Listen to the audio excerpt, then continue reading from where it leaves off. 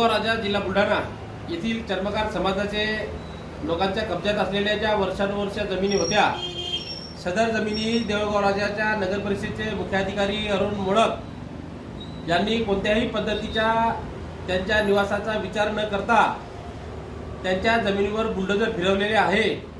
त्यामुळे ते बेघर झालेले कुटुंब अर्थसंकल्पीय अधिवेशनाचे औचित्य साधून देवेंद्र भाऊच्या सरकारकडे आझाद मैदानावरती आज 3 दिवस झाले उपोषण करत आहेत।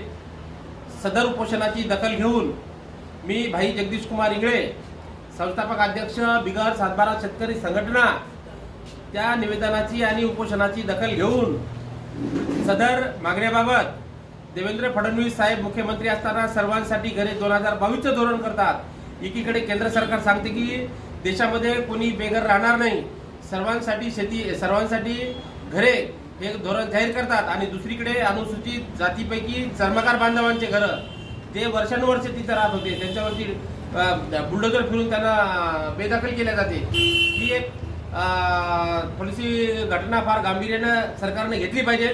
यासाठी नागपूर येथून आम्ही चर्मकार बांधवांच्या त्या आझाद मैदानाच्या उपोषणाला जाहीर पाठिंबा देऊन विद्यमान मुख्यमंत्री यांचे सचिवालय नागपूर येथे आहे, नागपूरच्या सचिवालयामध्ये, मुख्यमंत्री सचिवालयामध्ये त्यांच्या निवेदनाची दखल घेऊन आम्ही आता पाठपुरावा करणार आहे।